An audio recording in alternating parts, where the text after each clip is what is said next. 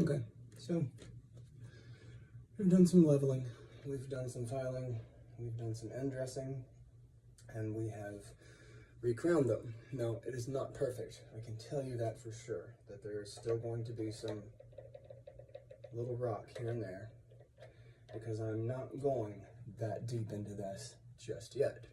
If this was a fender, I would take the neck off, take the nut out of it, and do it with the marker the correct way. If this was a high-end guitar, I would take the nut off of it and do it the correct way, 2 or 3 frets at a time until they were dead on. So this is not going to be perfect, and we knew that from the get-go. So having said that, we are now to the point where I can wipe this off, and I've got a moist rag. I'm wiping all the residue and filing dust and stuff off of it so that we don't polish that into the frets themselves. Okay, so it's just a moist cloth. It's the same ones that are on the inside of the guitar right now. Last step is polishing them back. Now, again, if I cared and had more time and really wanted you to see the correct way to do this, I would leave them taped up, go get my Dremel with the polishing wheel on it, and sit here for hours polishing every single fret until they look like gold. However, I'm not going to do that. All I'm trying to do is take the swirly marks off of it and get them to the point where they are nice and smoothish-ish. This is just some cheap old polish. We've probably had it in this house since I was a kid, 2 or 3 years old. If my brother sees this, he will know exactly where this came from. He was a Boy Scout, and we obviously use some of this at times to polish up his belt buckles and Dad's stuff from the fire department, etc., etc. So this polish has definitely been sitting around this house for as long as I can possibly remember.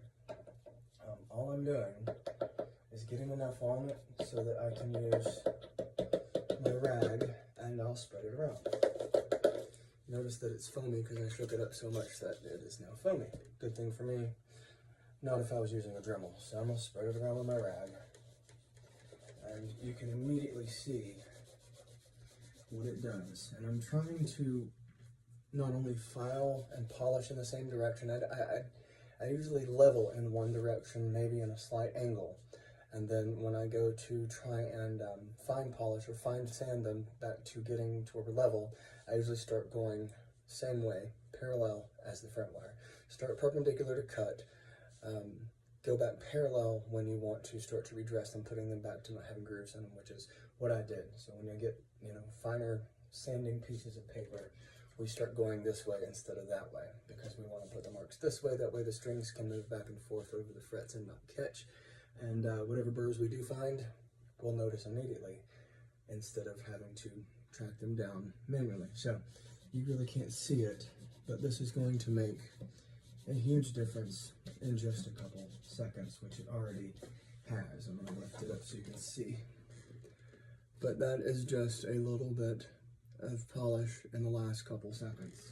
I literally put it on there while I was shooting this video. This is how simple this is. It's just time consuming, and it takes a little bit of skill, but it's easy. It's just you have to have the right tools and have to have the time and the knowledge to do so. So if you have any questions, if you want me to do any of this stuff for you, I can give you basic price ranges for basic stuff like fret filing and things like the Bridge Doctor, and then give you labor rates and stuff. But essentially, I've been doing it a long time. You can see the amount of black that's already on that rag. So if you want me to do anything, just let me know. Pretty simple, pretty cheap.